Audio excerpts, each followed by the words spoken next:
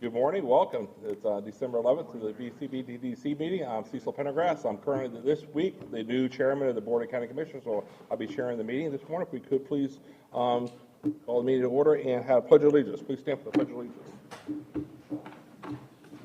Pledge of Allegiance to the flag of the United States of America and to the republic for which it stands, one nation under God, indivisible, with liberty and justice for all. Thank you. You do a roll call, please. Here. Present. Ann Cronin. Here. Tony Lackey. Here. Jay Johnson. Here. Rob Wells. Here. Councilman Bill Spanky. Here. Councilman Lori Beatty. Councilman Bullock. Mayor Dan Howard. Here. John Lai. Here. Vice Mayor Holly Smith, Brian Kramer, and Bill White. So sorry, excuse me, do have a quorum. Great, thank you. I think we have our other chairman in here too, Kevin Wayne. Where are you at, Kevin? There he is.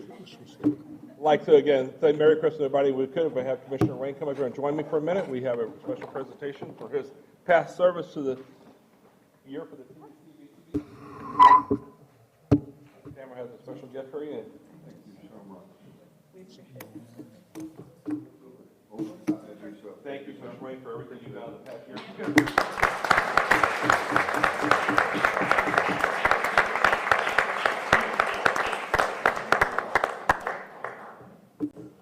Thank you again, Kevin, for all your 18 years now of service, public service in the city of Sanibel and Lee County now, so thank you again. Okay. Now we'll ask for approval of October 9th, 2025 meetings. For the approval of the minutes. So moved. Second. We have a motion second. Any discussion? Any public comment? Come back to the council. Any discussion? Any objection? No objection. Motion carried. This time we have public to be heard. Any public here to be heard? Okay. Municipalities to be heard. Moving right along. It's got to pass. Good afternoon. Good morning, actually. It's been a long day so far. Yeah. Ashley Anderson, City of Cape Coral. I just want to highlight a few things that have gone on since our last meeting. We had Cape Coral Bike Night, which you'll see in the highlighted numbers, the visits that we pulled from Placer, just to give you a little context of the attendance. Cape Coral Oktoberfest was a big hit. We think we had about 15 to 16,000 people attend those 2 weekends.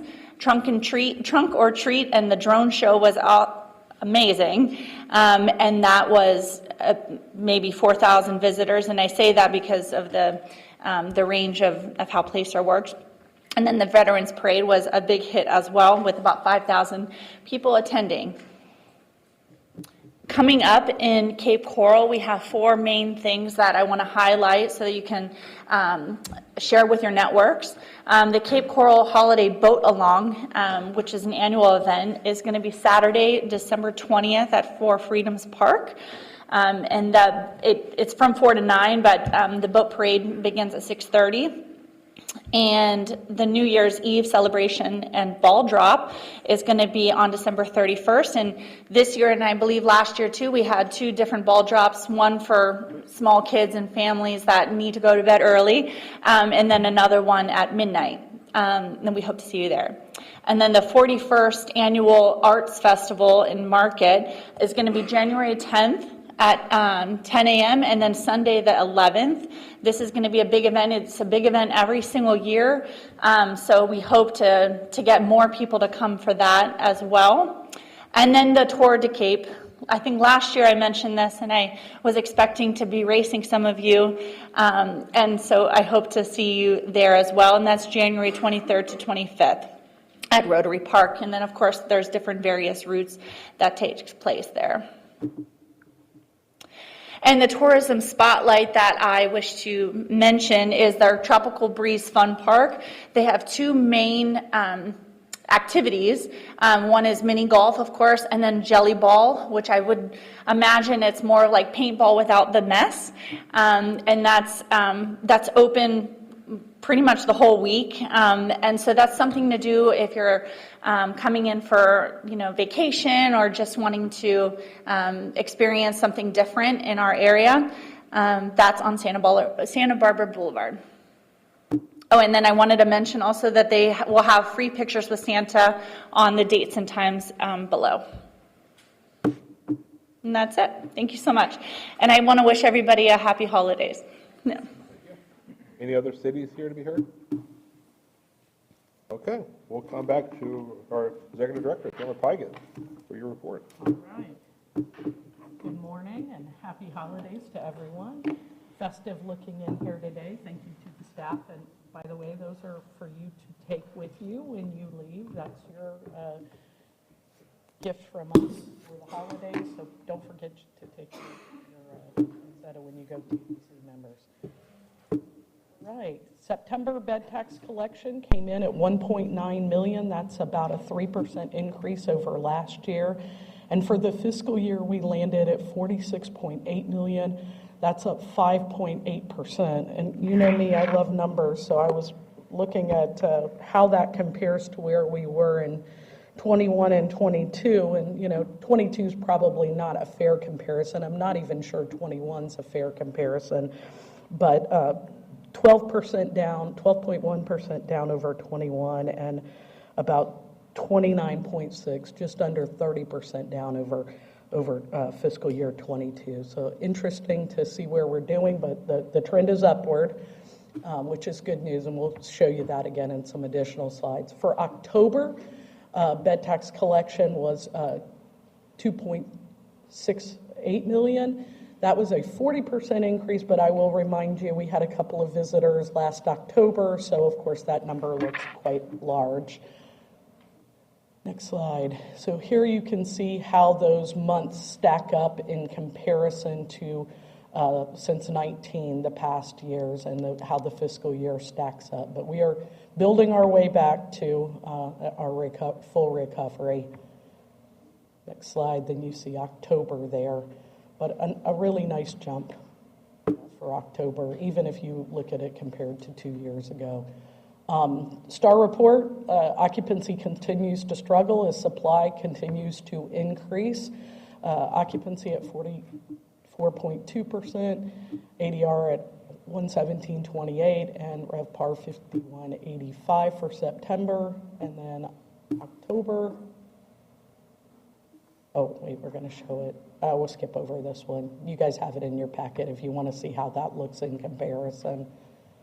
October, 54.1%, ADR at 136.80, and a RevPAR of 74.05.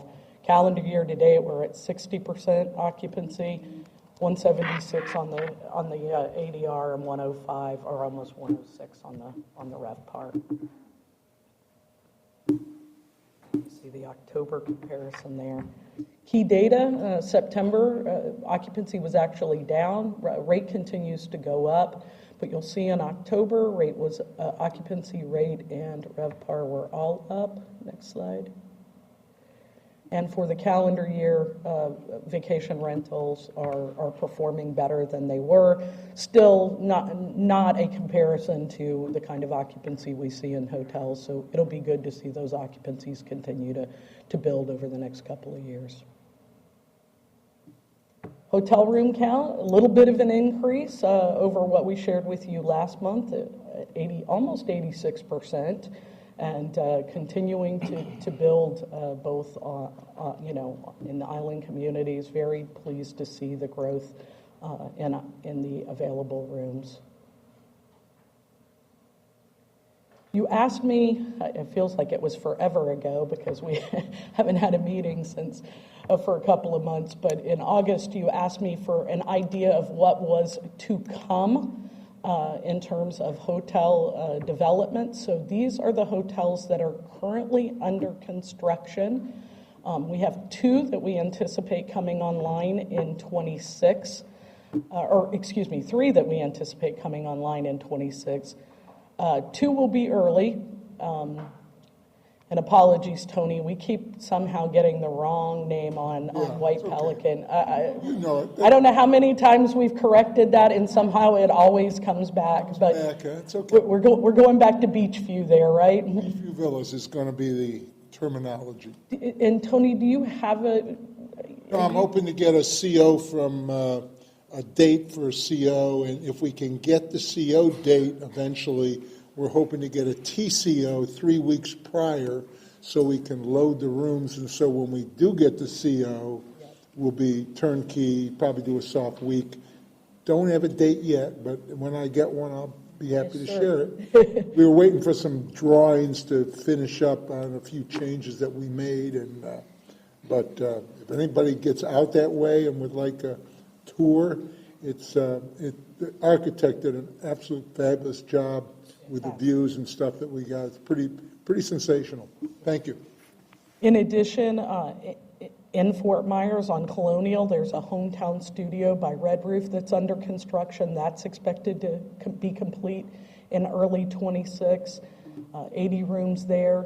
And then out on Captiva, Sandy Stillwell has broken ground on the Captiva Island Inn. Several of you I know participated in that groundbreaking, and we're excited about that one. Sandy anticipates those 10 units being done at the end of 26. Everything else you see on that list will be 27. Yes, sir. And when do they hit this list? When do they hit? At what stage They have to be under construction. under construction? So that means earth has to be being moved. Okay, thank you. Yes. So like, for example, at Lake Shadrow, I know they're doing site prep, right? I don't think any actual construction has begun, or at least the last time I was there, it hadn't. And the same for the Hampton Inn at the Bell Tower. They're doing site work on the ground, but soon, the buildings will begin to rise after that. Okay, thank you. You're welcome. All right, activity at the airport, great increase in activity at the airport, both in September and October, and that brings the calendar year-to-date numbers as an increase there. Early in the year we were lagging a smidge, but now we're up over last year, so good news. Going to be a record-breaking year for RSW in 25. Bless you. I always skip over there. Those are just too hard to read. They're in your packet if you want to see what's going on with the media plan. As we always do at the end of the fiscal year, we provide you with an overview of tourist tax collections. Again, this is based on the information we get from the clerk of courts. Kevin is here and will be speaking to you in a little bit, but I do like to present this to you every year so you can see that build back of revenue over the last couple of years, but still a ways to go to get back to where we were prior to Hurricane Ian. And then breakdown by area. Again, this is as it's provided to us from the clerk of courts. You see the communities that can be reported. Kevin will be talking about this in detail when he presents. But you can see the breakdown of revenue by area. Of course, the real estate category contains the majority of the vacation rentals. And then included in the Lee County line is both Bonita Springs and Cape Coral. Again, Kevin will spell out all of that for you here shortly. But you can see what that looks like. And then for those of you who want to see what that looks like over the past few years, you've got 19 through 25. I it here, but you can examine that at your discretion at a later time and really dig in to see how those numbers are coming back. But it is good to see what's happening. You see the rebound at Fort Myers Beach and at Sanibel starting to happen. Those numbers were very, very low, of course, in FY23, but building back up again in 24 and 25. And then, because we love to make it graphical, there's the pie chart that shows you how that looks. And of course, I think, that certainly brings into focus how important those vacation rentals are in that tourist tax collection. So, all right. With that, I have one other thing I want to share with you. We have a new staff member that I'm proud to introduce today, Niall Phelps.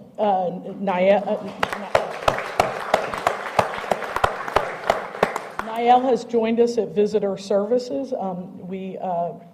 I don't know if stealing is the right word. We requested her from our friends at Parks and Recreation, and we are really happy to have Niall on our team. She is originally from Long Island, New York, but she moved to Lee County as a child and has loved the area ever since. She likes outdoor activities, and we're really happy to have Niall on our team. She is pursuing her associate's degree in business management part-time at FSW, which we are, of course, encouraging her to do.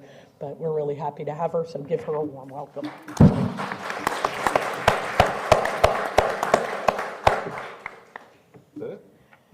That is it. Amanda, when do I get my slide for Ray and Fran? Is that now? At the end. Okay. Then I'll save it for the end. Great, thank you for the great news. Next, we have Jeff Milkey, Director. Going now?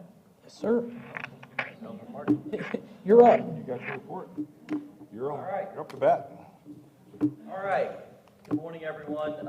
We are going to go through July through September. But first, I also, because it's the theme of the day, seemingly stealing employees from Parks and Recreation, for the third time ever, we are about to, or we have hired a new employee, and Quinn Bork is in the back of the room. Quinn.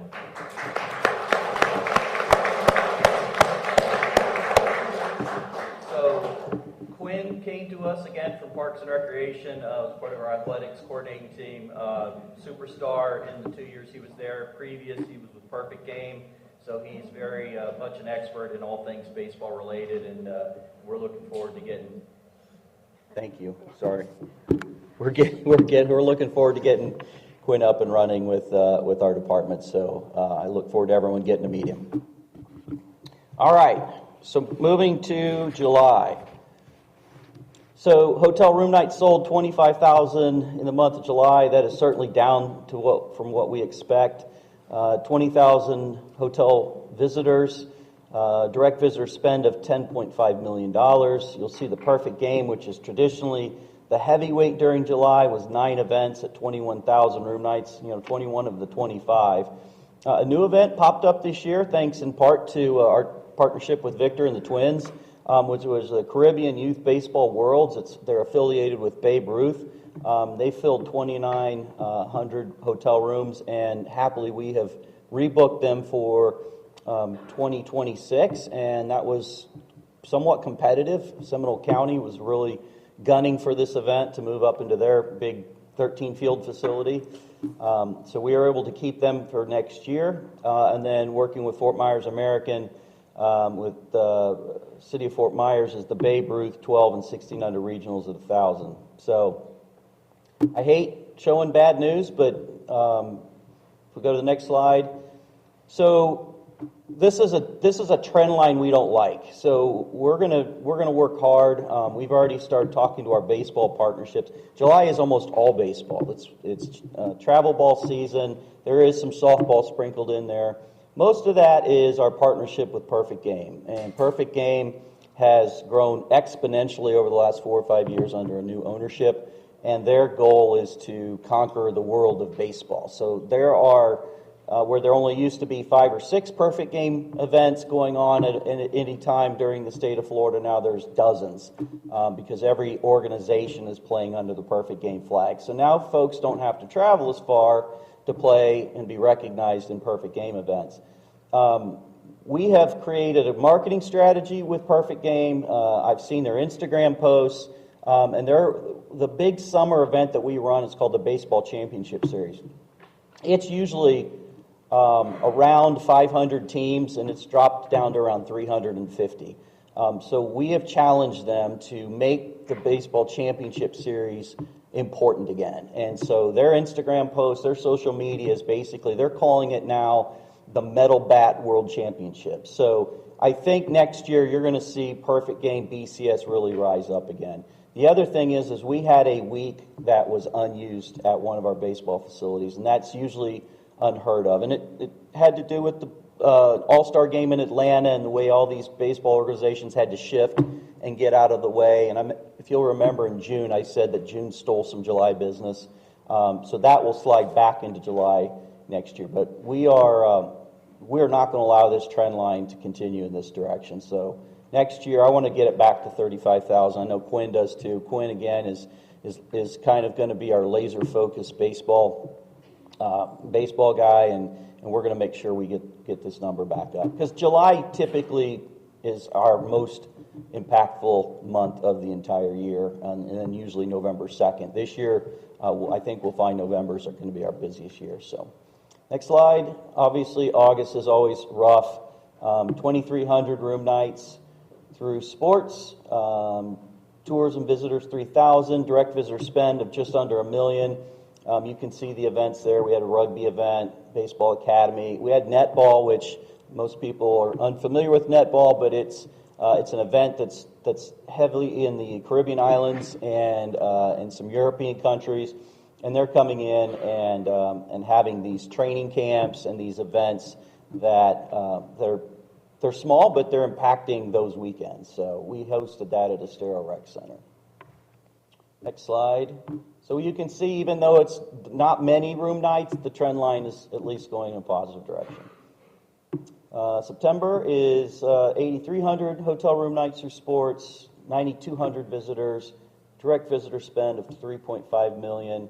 Again, 7 of those were perfect game at 6,200 room nights, 50 and over half century softball, a gymnastics event, and South Seas Captiva Triathlon we've brought back. It was gone after COVID for a while, and we've been working with a partner who rebranded it, and it's a great event for the island on that weekend. So, next slide there. So this is kind of one of our typical Septembers. So, let's see. Before we jump into this slide, I do want to mention that in September, we not only have a Labor Day event, but we also have a Perfect Game brings in a 14 and under select festival. That is at the Hyatt, and it's the 32 best 14 and under baseball players in the United States, and they divide into an East versus West kind of format. They're challenged to raise dollars for our community, and this year they raised about $40,000 for Golisano Children's Hospital. So it's these young men who don't live here, but they're raising dollars and they're donating those funds back to Golisano. So I just want to recognize that not only does Perfect Game bring a lot of business to our destination, but they're also trying to be good corporate partners. All right, next slide. So many of you know we hosted the Fort Myers Tip-Off the week of Thanksgiving, along with Coconut Hoops, which is also a very highly recognized basketball tournament, both men and women. Coconut Hoops is primarily at the Hyatt, and then they transferred from Hertz Arena this year, and they, for the first time, were in Alico Arena in partnership with FGCU. And then at Suncoast Arena at FSW, we hosted 8 men's teams before Thanksgiving and on Thanksgiving Day, and then 8 women's teams afterwards.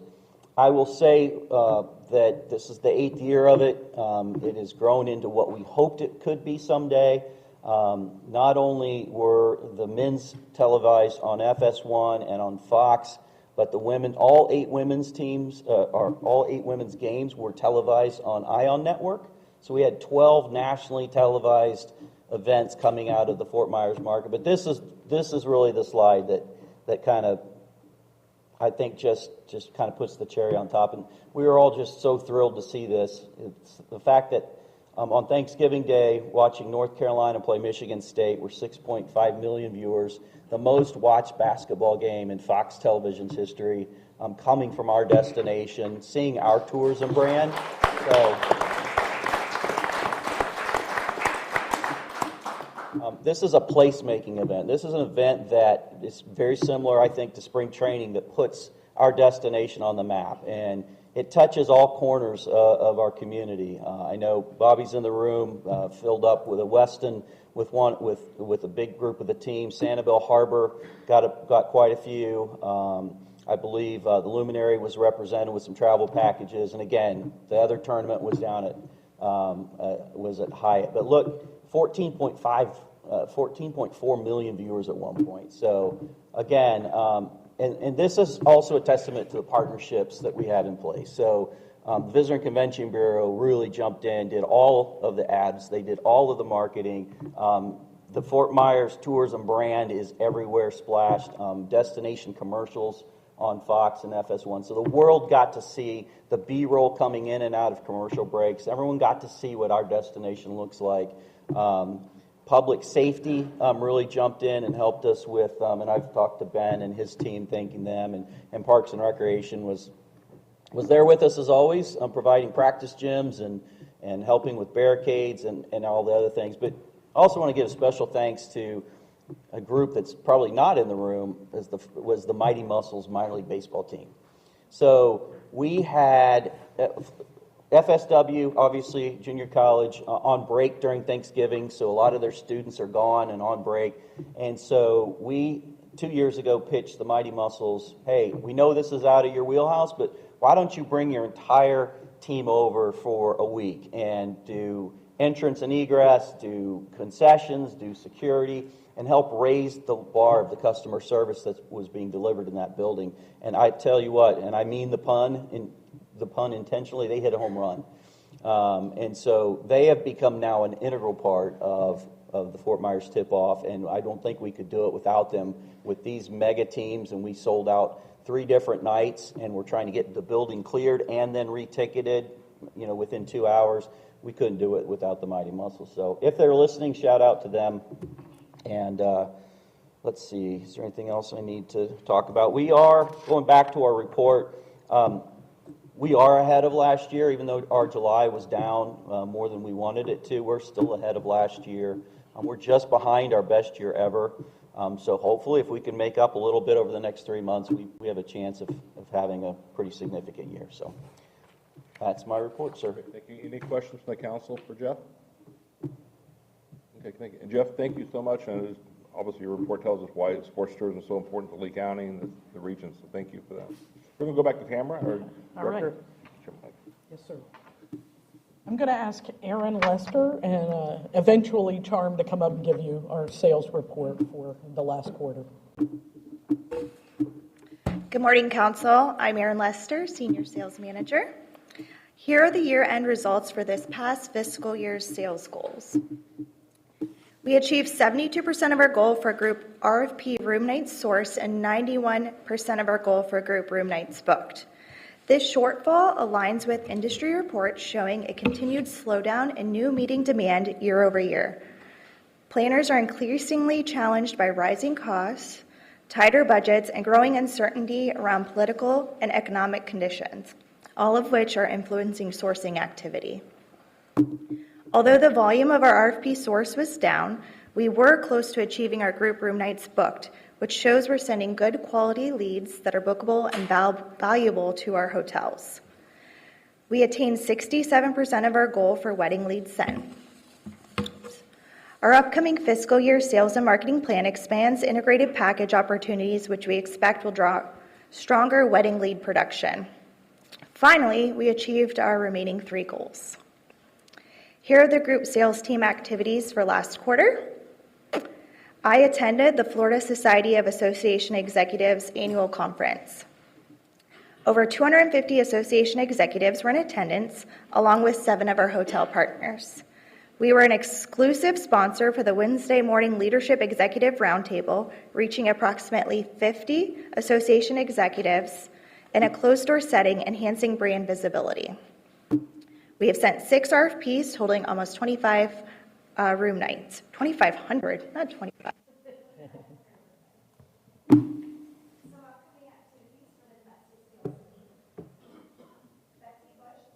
American Express Interaction. This show brings together the global team from American Express meetings and events and their suppliers. for 3 days of meetings, networking, and celebrations. Last time we attended, we sent 8 RFPs totaling over 4,000 room nights, so we're looking forward to seeing the results this year. Lastly, I have some great news. Our very own Jennifer Walla was one of the winners of the 2025 Travel Pulse 40 Under 40. This prestigious program recognizes and celebrates the rising stars who are shaping the future of travel. Congrats, Jen. And then that concludes my report, so if there are any questions, I'll turn it over to Charm. I have one quick question on the wedding leads. Yeah. Is BCB doing anything to promote all of the RBO and the vacation rentals that are entering that market? We're seeing an increase on catering small events that are renting vacation rentals, either 1 or 2 on a street, and bringing down 40 people staying in them. Wow. That's something you all have looked at. I don't believe we've looked at that. I mean, that's been happening for decades, quite frankly, you know, but you're seeing an increase, is what you're saying. All right, something for us to note, for sure. Yeah. Good to know, I good don't know to how you know. get to that market, but we are seeing a. Well, I mean, I think image-wise, showing vacation, I think there's some things that can be done. It's a great point, thanks for bringing it Most of them up. have found us on the knot. Yeah, well, and we've done a big effort around the knot, as you know, Jay. All right. With that, I'm going to ask Charm to come up and update us on international activities. Good morning. I'm Charm Evans, Global Sales Manager, reporting on the international activities for the period of July through September. The team continues to remain engaged as usual in our core markets through the travel activities, marketing initiatives, which also include some of our July product manager appreciation luncheons that we had in London, where we partnered with the Florida Keys to promote the area and discuss the ease of travel between the 2 destinations via the Key West Express. And the destination was also the exclusive travel sponsor for the Toronto International Film Festival as part of an activity in partnership with Toronto Life and the Hollywood North magazine. This was the 2nd consecutive year that we've participated in this event, hosting the trade partners in media and influencers during a reception and a presentation on the destination where we highlighted the 25-26 winter arts season. Additionally, in London, we wrapped 25 black cabs with our Just Feels Right branding, and these created 24/7 mobile billboards across London where these cabs were saturating the high traffic areas such as business hubs and attractions like Big Ben. We also had the interiors of the cabs feature a call to action messaging where we had a captive passenger engagement with our destination messaging front and center. In addition to this amazing activity, we participated with Visit Florida in their inaugural UK and Ireland Florida Huddle event, where we were the signature dinner event sponsor, and we had a themed beverage inspired by the area's beauty. And we also allowed the Visit Florida president and CEO to participate and work with the mixologists in creating the Captiva Cooler, which was a drink inspired by the destination's white sand beaches and breathtaking sunsets. This evening provided a memorable opportunity to showcase the destination as a warm and welcoming and inviting area for the London market to experience. We currently have a UK, Irish, and Scottish group of travel advisors in the destination right now, and they are having an immersive experience seeing all of the various neighborhoods and everything that we have to offer, in addition to different things that they can provide and promote to their clients to entice them to come to the area. And that's all I have for my report. And if you have any questions, I'm here to answer. Any questions for Charm? All right, thank you, Charm. Thank you. Next, I'd like to invite Brian up to give us an update on marketing and communications.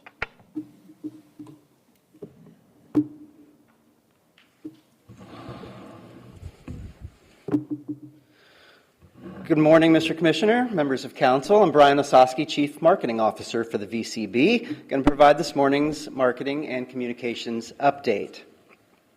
First up, our annual meeting took place last month, November 12th, at the Hyatt Regency Coconut Point with our theme, Growing Together. I'm super happy to report it was well attended. I really appreciate all the TDC participation that we had this year.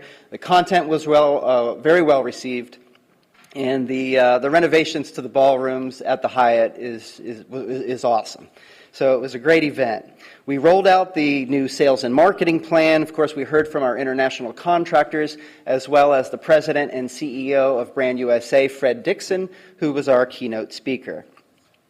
TAM also presented this year's Genonia Award to Tony Westland, who recently retired from Ding Darling, certainly very well received. And we had a nice mangrove moment at the end of our event. Our friends at SCCF provided us 200 mangrove propagules. That's the new word we've all had to learn. Propagules, mangrove babies, for all of our attendees to take home to foster and then plant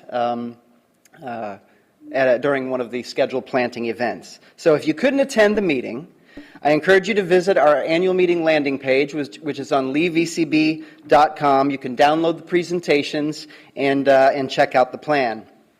You can also see a cool video that we shared at the meeting showing just how much our destination has grown together over the past 3 years, basically all the collective progress that we've made. I'm glad to share the video here at the end of my presentation if we determine that we have enough time to do so. A few other things shared at the annual meeting. Every year, a group of VCBers attends U.S. Travel's IPW, which is the premier travel trade show that drives international visitation to the U.S. In 2026, it's taking place in Fort Lauderdale, so all eyes are going to be on Florida. We're increasing our presence at IPW with a much larger booth space, and we have 4 partners joining us who are participating by way of our co-op program. We're hosting a pre-IPW journalist fam, we're hosting a post-IPW travel trade fam, and we're really beginning to think of this coming summer, as the summer of opportunity, because a not-so-small soccer tournament is coming up also, the FIFA World Cup, which presents a unique opportunity for us. We are just 2 hours away from Miami, and we've just learned this weekend that Miami will play host to 7 World Cup matches between June 15th and July 18th. So we are positioned to attract visitors looking for experiences beyond the stadium. In case you missed it, and you want to take a quick look, here are those specific matchups. You see we have some pretty high-level teams in there with Brazil and Colombia and Portugal. So while we know the fans may want to stay close to the World Cup excitement, that schedule creates natural breaks. And so we are really 2 hours away. We're close enough for them to slip away, but far enough for them to relax and recharge and have a new experience here in Southwest Florida. To reach those fans, we've got a combination of paid and organic tactics, a dedicated landing page where we're going to showcase hotel and lodging and attraction deals, different itinerary suggestions and whatnot. We'll have email and paid social and PR, and we're really going to try to take as much advantage of this opportunity as we can. Of course, it takes place in summer, which is a big need period for us. We can still use those deals, incidentally. So if you're a lodging partner or an attraction, please reach out to myself or Leslie Ann on the marketing team. We're about to start pushing these out in a pretty big way. Also ramping up this summer, we are super proud of our new partnership with Kind Traveler. We are Florida's official first destination that is offering a guest give-back opportunity through select lodging partners. And our first 3 lodging partners who are starting this journey with us, Tween Waters, thank you, Tony, Sea Gypsy Vacation Rentals, and Sanibel Siesta on the Beach. So Kind Traveler calls this the Every Stay Gives Back program, and it ensures that every stay has a donation component that gives back to local charities. Right now it's Crow and Keep Lee County Beautiful, and we love it because visitors feel more connected when they know that they're helping make a positive impact. So exciting stuff from Kind Traveler. In the short couple of months we've been live, we've already helped raise over $3,200 for those charities. Another unique opportunity has been presented to us, this one by way of the Sandcap Chamber. Sanibel, the board game, is rolling out locally as we speak, actually. As a matter of fact, we partnered with John and the Chamber on a full day yesterday dedicated to this board game. There was a panel discussion at the Sandcap Chamber luncheon by the game's creator, Elizabeth Hargrave, and the folks from Avalon Hill Games, which is a division of Hasbro. We had the group aboard the Lady Chadwick last night with influencers and our group of German journalists who were in town, and they were able to play the game featuring the lighthouse while on the Lady Chadwick looking at the lighthouse. So it was sort of a special evening, and we wrapped things up at Grandma Dot's. It's definitely a great day, and for us, it's something new for us to talk about, and it's really bringing a lot of attention, more so than I ever anticipated. John, why don't you share a couple of things that surprised us a little bit yesterday? Yeah, absolutely. I've had the pleasure of working with the Hasbro crew since June on this rollout, and I'll tell you that I've learned a lot about board gaming, and not being a board gamer myself, I've learned that the demographic it actually plays right into our hand. I've learned that Elizabeth Hargrave is the most sought-after game designer in the world currently. We're calling her royalty, yes. They're calling her gaming royalty. So we were in the presence yesterday of royalty for the entire day.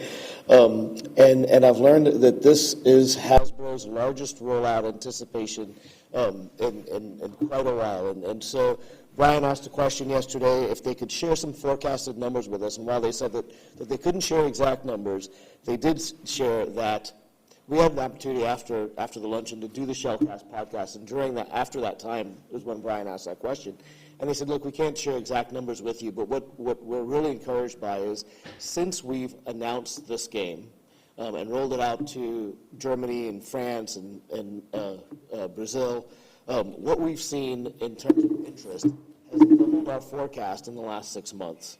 And so we anticipate that this game could be the biggest game. And a lot of these execs have said, this is a career moment for us. Like, we believe that this is our highlight of our career. And so we're not taking this lightly. We're very excited about it. The game is colorblind friendly, which we didn't know. I had no idea was a thing, and apparently that is very big in the board gaming world. And then, one of the things that I think we were so excited about at our luncheon is how authentic and native this game is intentionally made. So all of the shells that play in the game, it's a board game, as Brian mentioned, that is set on Lighthouse Beach with a 3D model of the lighthouse, as you see in the photo up there on the game. Shell bags are how you play the game. So the board actually consists of a shell bag that you drop native shells into, and the scoring is done by not by how many shells you get, but the variety of shells that you get. So very authentic to a true shelling experience. The game is being made in German, French, Spanish, and English, and they'll roll out a Chinese version next year as well. It's going to be available January 15th in local stores only, so mom and pop stores, and then it will be available to big box, such as your Walmarts and your Targets, in June of next year. So really excited about it. They're putting a lot of marketing dollars behind it.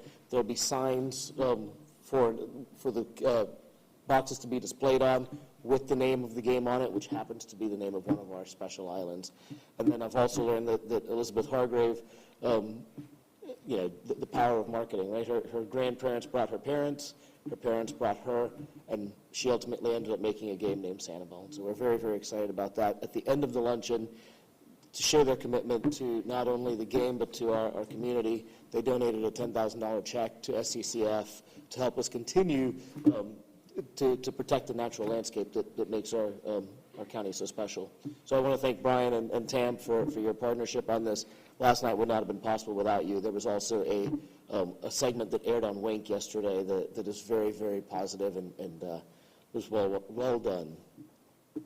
We are glad to be a part of it, and John and I were talking. If we would have scripted it or ordered up the weather or everything, it went exactly to plan. And how often do things go exactly to plan? So it was a great night, and we're looking forward to see the momentum build on this thing. We really think we have something special here. It's going to hit some very important international markets for us. And just one more thing, she did just come back from what they call the World Cup of board game conferences in Germany, and said that it was encouraging to them, the volume of people that walked up to her, Elizabeth, and told her of a memory that they had on Sanibel. And so she had no idea that the international reach that our community has. And so I'm very, very excited about it, if you can't tell. Super excited. It's good stuff, real good stuff. And just to add a little bit, apologies, but the game will roll out to local vendors of board games in January, correct, John? Right. January, February. Any local retailer then. And then for about 5 months, it will just be in what I'm going to call small businesses. Then it's going to Walmart, Target, Amazon in July, and then the world after that. But the world will get it in June and July. okay, in June and July. Okay, but just for context, they really wanted the local gamer company, shops to have it first to create that excitement among the gamers as well. So it's going to be a really cool rollout. I like the message from them. I think how can I say this? They're thinking big, but they're starting small, and I like that about it. And I do have a copy for each and every member of TDC. I just neglected to bring it with me today. Yesterday was a whirlwind. Christmas gifts are coming. That's right. It'll be in January. Thank you. And just one other thing I'll add about this. If you all have heard me present over the years, we liked to be validated by tourism awards that we submit for some of the work, the marketing-related work or PR work that we do. Avalon Hill and Hasbro is no different. They're going to submit Sanibel. I don't remember the organization, but as John said, they were calling it like the Olympics of the gaming community. Anyway, they're going to submit it for Game of the Year. And if the game happens to win Game of the Year, they said the sales and distribution will multiply by 10. So, a huge honor, right? Not only to be, for the validation, but just for the sheer distribution of the game, should it win that award, will be awesome. So stay tuned. A lot more news, I'm sure, will be coming up about the board game, again, as we build momentum. Bill, you have a question? Yes, thank you.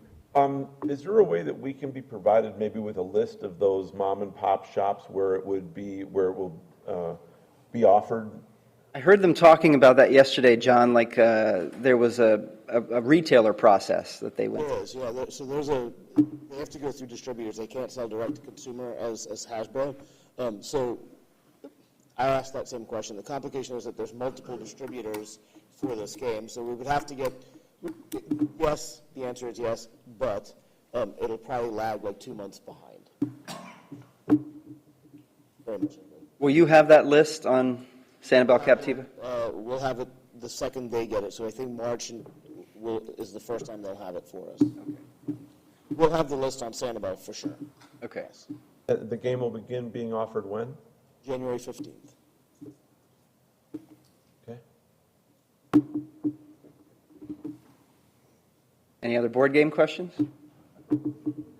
I know it's fun to talk about, right? Well, did you need a couple copies? Yeah, exactly. Yeah. Let's talk after. Okay. All right. Yeah. So speaking of seashells, the PR team, I think our last update for PR was in August, so they've been hard at work the past several months. One of the things that we're doing is growing the production value and distribution of our destination podcast, which, if you don't know, is called Shellcast, a beach break for your ears. Recent episodes included an Island Hopper preview. We've had a chat with Tony Lappy about his new book. And we previewed this year's Fort Myers tip-off tournament that Jeff reported on. We secured East Carolina head coach Mike Schwartz alongside Jeff for that episode. And as John mentioned just yesterday, Jackie Parker on our PR team interviewed Elizabeth Hargrave and all the game's creators at Sundial. That episode will drop later this month, and then she's also working on a January episode featuring spring training. So during Q4, the team hosted 5 journalists, 3 from the U.S., 1 from Mexico, and 1 from Scandinavia. Here are a handful of pics from those visits. Out on Fort Myers Beach, downtown Fort Myers, Terry Ward, they're out on the water with Captain Brian, the UK fishing fam out at Snug Harbor. They stopped by Tween Waters to see Tony, and our Colombian influencer Anna Milena, who was just here, visited Margaritaville and the Bubble Room out at Captiva. And then the same German press trip that was aboard the Lady Chadwick with us yesterday is here on a full group, a group press fam for the week. Here they are at Norman Love, learning all about chocolate. So we did earn a lot of coverage in Q4 in Southern Living, as you can see there, a couple of articles, as well as Condé Nast Traveler, Travel and Leisure, Forbes, and The Independent and Daily Mail in the UK. All totaled, 132 articles published for just over 2.2 billion with a B impressions. So on the marketing side of things, as you know, we've had a long and productive relationship with the New York Times, and new this year we're expanding our reach with them and doing something with New York Times Cooking. We're going to bring a taste of our sort of relaxed mindset by offering stress-free meal ideas for busy families. So for 2 months, we'll have 100% share of voice on the Easy Sheet Pan Dinners page with slideshow and digital placements, and we'll reach users on the New York Times Cooking app as well. Condé Nast Traveler we've partnered with successfully through the years as well, always an excellent fit for 3 of our target audiences. We saw an opportunity this go-around to align with their Women Who Travel podcast and their Girls Trip content. A few details about our partnership with TripAdvisor. This obviously continues to perform very well for us. We are refreshing our branded content hub on TripAdvisor. We have partners running co-op placements with us, and we are producing 2 60-second Memory Maker videos with TripAdvisor that focus on multi-gen and family travel. And then the last package I want to call out is Expedia Travel Shops. Now, Expedia is on our plan each and every year because they offer a huge reach, broad range of different products that you can invest in. This year, in addition to our always-on plan with them, we are going to partner with them on Travel Shops. This is one of their newest features within the Expedia app. So companies and creators curate packages, and viewers can look at it and say, wow, that's pretty cool, I'd like to do that. Well, Travel Shops gives them the opportunity to actually book those packages, sort of transitioning from, wow, I really like this, to I'm going to book this. And among the many other marketing projects, the team is also working on a new, much more modern and updated visitor guide platform. We're really going to step up our game to a next level digital experience. Still not ready to come back into market with a printed guide just yet. Now, something else we did at annual meeting was to provide a rundown of some of the things that we heard from our partners during the listening sessions tour this summer, and I just wanted to call out a couple of those items. First, there is a strong desire for us to better showcase our region's arts and cultural activities. And one idea that was shared with the team was to create an arts and culture pass that we could then cross-promote to beach vacationers, which is exactly what we're going to do through our partnership with Bandwango. That's the same platform that we've been using for our Sunsaver Passport, Cape Coral Quest, Sanibel Wild Mile, and our Parks, Points, and Perks Pass. And we've just wrapped up our first quarterly arts sweepstakes. We're going to run these quarterly on our owned and operated channels. And right out of the gate, in just 6 weeks, we received nearly 2,200 entries. That's over 50 a day. The first prize package included a 2-night stay at the Luminary, some tickets to Florida Rep, and donations from a lot of other arts organizations here in and around the downtown area. Of course, our neighborhood mural project continues. Running down the list, so far now, we have completed murals on Sanibel Island, North Fort Myers, Lakes Park, Lehigh Acres, Pine Island, Cape Coral, Estero, and our newest mural is at Bat House Park on Matlacha. Sort of trying to build in these interactive features to the murals so people take pictures and then share them on social media. Sneak peek, inside scoop, what have you, our next mural will be out on Captiva, on the side of the Captiva Civic Center. Hopefully work should be completed on that project before Christmas. And then the other piece of important feedback we heard at those listening sessions was from partners in our coastal communities, saying 3 years later, perception continues to be a challenge. Visitors are still calling and asking, are our beaches open? Are our attractions open? And so we've been asked to emphasize that yes, we are open, we are vibrant, and we are ready to welcome guests. And one of the ways that we're going to do that is step up the game with our PR team. The team hosted 4 travel writers in late October who came in to specifically reiterate the We Are Open message. Now, one of these writers was Kinga Phillips, who hosts a travel magazine-style segment called I Want to Get Away. Now, this aired out in Los Angeles on KTLA, and I have the first minute or so of the story here I want to play for you. Take a quick look.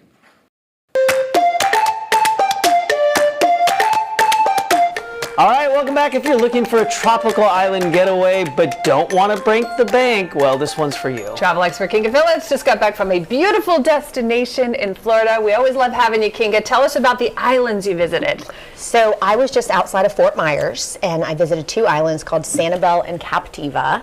And they are gorgeous, you guys. They are like going back in time. So these islands, 2/3 of the islands are nature preserves. So if you are into alligators, manatees, birds, lots of birds there, big place for birding. In fact, someone said the new hot girl summer is birding. And I was like, that's right, it is. Is that a Rosie at Spoonbill over there? So very much so. And they're really lovely. So if you just want a traditional beach vacation, gorgeous beaches, really, really pretty. If you want to have some adventure, if you want to bike, you want to hike, you want to kayak, you want to stand-up paddle, lots of places to go because they are nature preserves. And it is also, Sanibel Island is the shelling capital of the world. What does that mean? It means there are seashells everywhere. I've never seen anything like it. Like if I show you photos of this, it almost looks like AI because I don't know how the ocean makes this many shells. So this story of positivity goes on for another 5 minutes. It's a really great segment, just trying to connect, hey, all the work that the PR team does in hosting these visitors, this is the result. And we're going to continue to carry that momentum into 2026. In this last fiscal year, the team hosted a total of 66 domestic and international journalists. And again, PR is going to continue to be a big push for us. So that's what I've got for you this morning. I'm glad to answer any questions that you might have. And if you feel like we have time, I do have that Growing Together video if you would like to see it. Here, Mayor Dan Aller. A quick question on that. The influencer thing is really interesting. And looking at the data, is the PR team making a conscious effort to attract people? Looking at the numbers, although that was really interesting for the West Coast, it seems like there's no PR people coming or influencers coming from the strong areas, New York, Chicago, the Midwest, that are, according to the data, showing that they're the ones coming here and spending money. I get trying to attract some people, but I have not seen anything that is, because to your point, the mission should be to try to tell people that we're open, and that has been our biggest challenge so far, is people still calling saying, I hear that the beaches are still closed and you can't go on the beach, and I haven't seen anything from any local influencers in the Midwest area. Basically everything east of the Mississippi River, it seems to be where the most dollars come in for tourists. But we're not seeing anything, at least I've heard, coming out of that area with influencers trying to come down and say, yes, they are indeed open, and come down and spend some money. Well, I'll definitely take a look more closely at that. I know that the marketing team at the VCB handles our influencers, and the PR team handles the journalists. And there's a clear line in that influencers we contract to come here, and they have a set of deliverables that we're paying for. And the journalists, of course, are coming here. We host them by way of their accommodations and their food and that sort of thing, but that's the earned media. So a little more difficult to lock in the earned media on the journalism side to always perfectly align every time. But on the influencer side, we certainly have the ability to be more strategic and target those specific areas. So I'm glad to take a closer look at that.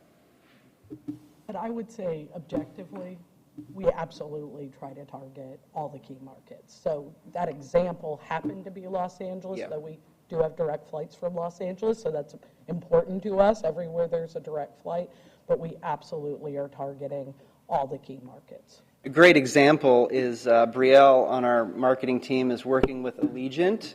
So you've probably heard that Allegiant announced the 3 new routes now flying out of RSW.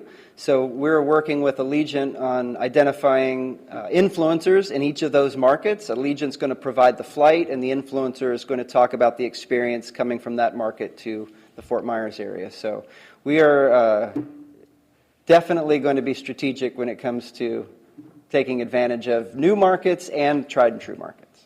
Well, I appreciate that. I just think even with the sports department, that could help. You know, Boston and Minneapolis area, according to the numbers, are very high numbers that come down here.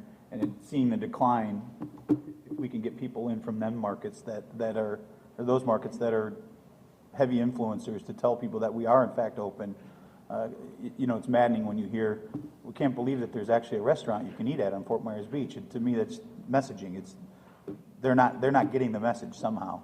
And anything we can do to help alleviate that, I think would help both Sanibel, Fort Myers Beach, Captiva, get people down there to spend some more money. 100%. You know, working obviously on the Bureau on the inside, knowing how much marketing we've placed, working with, you know, the influencers, how much social media has gone out, the earned media from the PR team. When we heard that at the listening sessions, it's something we needed to hear. I thought we were making more progress, I guess, in the last 3 years than we had from a messaging perspective. And so that's definitely something moving into 2026 that's going to be a priority for us. One thing, Dan, talking about the marketing, obviously messaging is really unique, and it's obviously the last story that posted that morning on Instagram or Facebook or Google. That's what people see when they Google Fort Myers Beach, for example. They see something was denied, a building wasn't built and being built, hold on, being built. Some people obviously impression is, no, they're closed. The beaches aren't, nothing being built. So when you have the positive stories out there about the area, about Sanibel, Fort Myers, and Lee County, then those stories promote throughout the network and it gets more hits. So that's what we're constantly fighting. Then we have a water crisis that hits. We have, one report about a dead fish on a beach, and all of a sudden it goes viral. And we're constantly trying to get ahead of that. That's been historically what our challenge has always been. And I think, the other thing we heard during the listening sessions was about loyalists. And I think working with those, as those properties and businesses are reopened, on speaking to their customer base and having them take a lead on their customer base and communicating their current situation with their customers is critical. So, that's a constant conversation with every one of those industry partners as they reopen. Are you having, how much communication are you having back to your past customers? Because you've got to say, we're now open and we're ready for you to come back. They absolutely know who their customers are. They have all their credit card data. So, which, by the way, we do not, right? So, it's that, it's a balance between what we're doing and what those businesses are doing. But we hear you loud and clear. Commissioner, if I can just add on, I agree with your point. What I think we're seeing now, at least from our aspect, is we've had several large developments approved, but they're sitting there because there's nobody coming.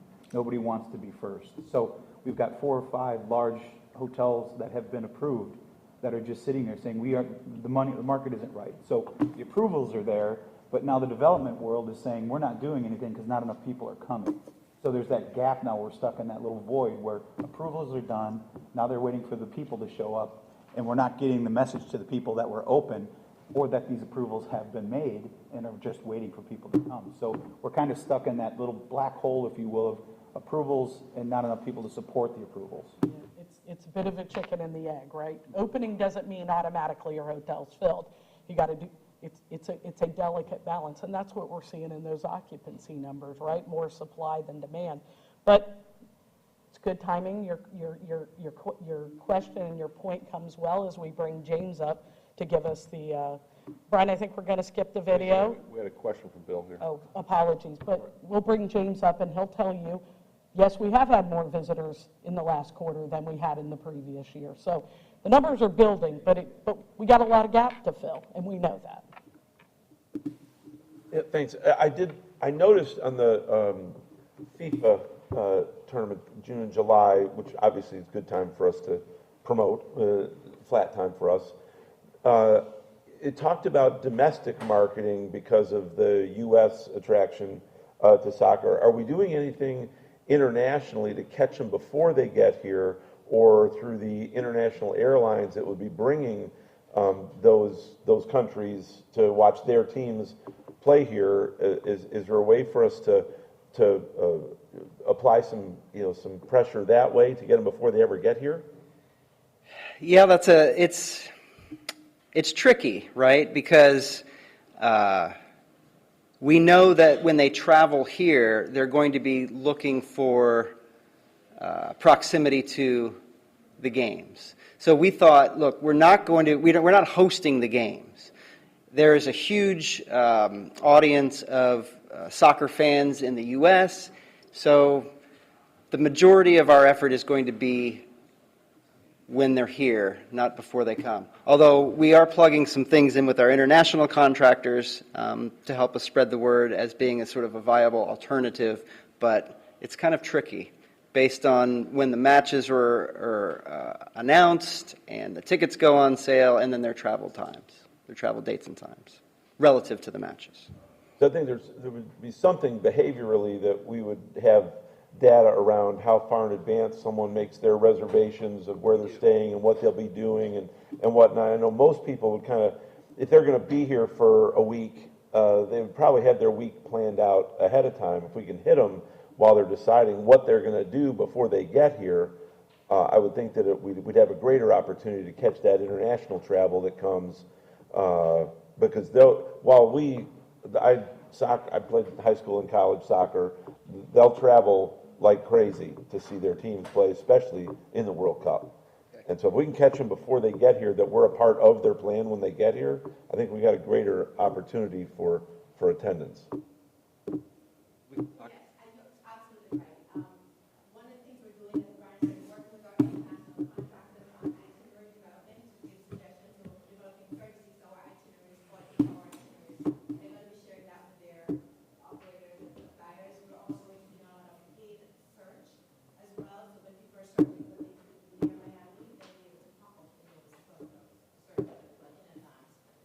Awesome. Thank you.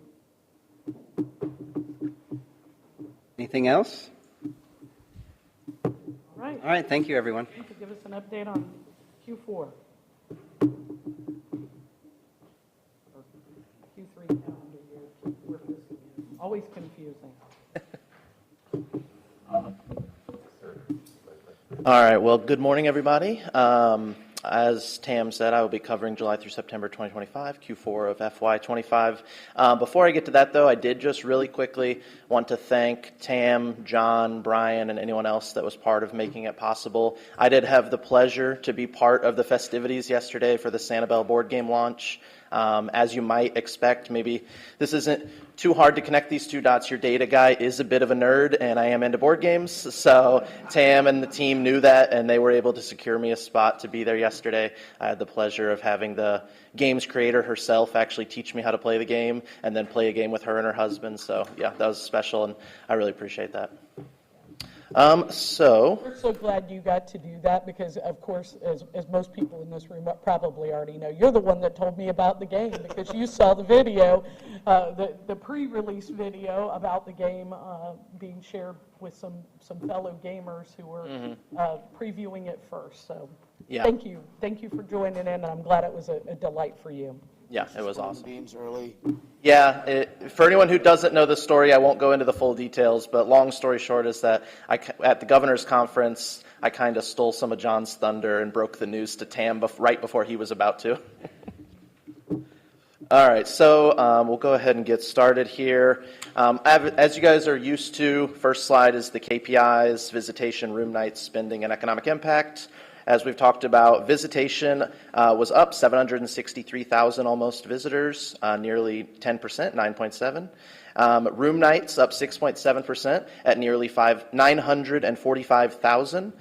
Direct spend at 643 million, up about 3.3%. The disparity there between direct spend and economic compared to the first two metrics is we did see slightly shorter stays, slightly smaller travel parties, and because of that, we saw visitor spend per day was slightly lower, but we had way more visitors. So that's where you're seeing the disparity between those. And then a total economic impact came in at just under $1 billion for the July through September quarter at 995.5 million. Go ahead and move on to the next one, which is our lodging metrics. So we'll show you there at the top is your overall. That combines hotels, vacation rentals, and RV parks and campgrounds. And then bottom left, we have hotels. Bottom right, we have vacation rentals. You can see across the board, as we've already seen, occupancy slipped. But it's key to remember that we had an 11.3% increase in supply year over year. So occupancy slipping 4.2% overall when you have an 11.3% increase in supply actually represents a pretty sizable increase in demand. So we are seeing demand strengthen. It's just tough to keep up with an 11% year over year increase in supply. And then for occupancy, we have ADR. We saw ADR was pretty strong across the board at a 5.1% increase overall year over year. And then that did put RevPAR in the positive at almost 1% up year over year. Visitor origins, as you might expect, Midwest and Northeast are still your two major regions where visitors are coming from. We did actually see the Midwest basically stay stable at right about 31% share, which with the increase in visitation did represent an increase of visitors from the Midwest year over year. We did see the Northeast pick up considerably, and you'll see why in the next slide. They went from about 19% share up to about 23% share this year. And then we also saw a slight uptick in the Southeast and a slight uptick in Florida as we saw slightly more regional and in-state visitation. And then for international, obviously we're still seeing a softening of the international market, although it is getting better. Canada saw the largest year-over-year decrease, and all international origins were down year-over-year. I've got a new slide. I don't think I've presented this one before with the map. So let me know how you guys like the map with the DMAs here. But as you can see with the legend there, I went ahead and showed any markets that had more than 1% or more of market share. New York City at the top at 7.4, which was a sizable increase. It was at 5.7% last year. And again, with the addition of the 9.7% increase in visitation, that was a massive increase from New York City, which helped to bump up the Northeast region. So that was always nice to see. Obviously, Chicago and Atlanta are always near the top as well. Then we see other big names like Philadelphia, Miami, Indianapolis. Miami had it was the second largest year-over-year increase, which was helping drive some of that in-state visitation and regional increases. And then obviously we see names that we all know like Minneapolis and Boston as we have some of our snowbirds in the area starting to come down as we head into season. And now we're only, 8-9 weeks away from the beginning of spring training. So obviously that's heading into an exciting time of year. For the visitor profile, we didn't have a ton of changes. Median age was about flat, went from 49 to 48. First-time visitors was down slightly from 30% to 25%. And then median household income was the one that changed the most. That was up from around 106,000 to around 111,000. Traveled with children was about flat, and then as I stated earlier, our travel party sizes were very slightly smaller, and our length of stay was slightly shorter as well. For influence of promotions, this is a slide that shows that at the top right there, you see 39% of visitors who recalled promotions. So we have a question in the survey that asks, within the last 6 months before you booked your trip, or before you came to the destination, did you see any ads for the destination that might have influenced you? 39% in this quarter said that they had. That was up from 38% last year. But the key thing is 62% of that 39% who said that they saw them said that they influenced their travel plans, which was up massively from 48% last year. If you're wondering, that is not normal. We don't normally see upticks that much. So that's a great sign that the marketing is not only being seen, but more importantly, that the marketing is actually converting people who might be interested to people who are actually traveling to the destination. So as you see the insight there, promotional effectiveness is rising, suggesting that marketing efforts are connecting more strongly with travelers. Next up, we have the trip planning cycle. 22% of visitors said that they started planning their trip less than a month in advance. That aligns with what we saw in terms of an increase in regional and in-state visitation. As you might expect, those that aren't coming from as far, they don't have to plan as far ahead. So nothing too out of the ordinary there, just kind of lining up two different data points that support each other. Return of repeat and loyal visitors. So as I stated before, we saw first-time visitation drop from 30% to 25%, which in the inverse means that repeat visitation went from 70 to 75%. Repeat visitation has been climbing in prior quarters as well. It's a continuing trend that we're seeing. Also, we saw 32% of visitors saying that they considered other destinations this quarter, which was down from 38% last year. So we're seeing less comparison shopping. They aren't considering as many other destinations. More of the people that are coming are set on coming to Lee County, and they're coming. Satisfaction metrics are up across the board significantly. I would say this is probably most likely due to the continued post-Ian recovery. And on a future slide, we're going to see a data point that backs that up. But as you'll see, 68% said that they were very satisfied with their overall stay. 66% said that they are very likely to return in the future. And 62% said that they are very likely to recommend it to friends or family over other destinations.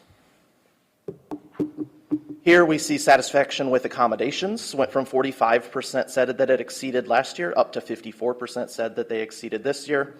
And then this are the concerns that I wanted to talk about and kind of back up what we just saw with it being tied to the hurricane recovery. The key points here is you see that damaged buildings, et cetera, from Ian went from 23% of visitors citing that as a concern last year down to 13%, so nearly cut it in half year over year. And then also along with that, the second largest decrease year over year was construction noise and activity, which went from 14% of visitors citing it last year to just 9% this year. And then at the bottom, kind of rounding it out, we see the percent of visitors that said nothing concerned them about the destination went from 1 in 5 last year up to nearly 1 in 3 this year. Now, lastly, I have some quotes. I just picked out a few quotes that I thought best, kind of signified the types of experiences that visitors are having in the area. So the Fort Myers area is a relaxing and beautiful place to visit, especially if you enjoy beaches and warm weather. The vibe feels much slower and more laid back compared to which makes it perfect for unwinding. The sunsets on the Gulf Coast are amazing. Obviously, anyone that's spent any time here can attest to that. Next up, it's a very relaxed area for retirees, but growing quickly and has amenities for people of any age with varying interests and hobbies. RSW makes getting here very convenient. Everyone likes different things. We bought a second home in Estero years ago and don't regret it one bit. On the RSW piece, I can personally attest to that, as I have a 2-hour direct flight in and out of here every time I come, and it's smooth sailing every time. Third, we have this is our home away from home to escape the frigid winters up north. Perfect mix of laid-back town with many big city amenities. We're here to celebrate our nephew's birthday. He's loving the water and the beach. And then finally, amazing area, especially with little kids. Their highlight was riding the miniature train. The beaches can't be beat. There are plenty of activities around here, even on rainy days. And then with the miniature train, I think that's at the South Florida Train Museum, I believe. Yeah. And then with that, any questions? One question. You showed that of all the destinations where they're coming from way back, there. Yep. Do you ever do a comparison like from the previous year to see if there's a shift? I have not created that, but I could do that very easily. So It's interesting to me to see if some people have moved up the chart or down the chart. Yeah. Because I see some destinations there. I just like to know. No, yeah, I could definitely create that and then send that over. Go ahead. Just to add, I would say Atlanta has been a big growing area for it, but we took it on as a market of opportunity, and we've seen really strong performance there. The other thing is Florida is performing better. I think the word about our recovery is getting out to our fellow Floridians. they were holding back on coming over here for a while. Now we're starting to see, Tony, I think you would probably say you're seeing more East Coasters in your business than you were the previous year, and I think that's what we're seeing. So I think the message is starting to get out. I think people, let's be honest, people were hesitant, and they have lots and lots and lots of choices. I mean, I know none of us want to hear that, but they do. And so, while we are recovering, they put us on a shelf for a little while, and now some of them are plucking us back off that shelf as their destination of choice. So.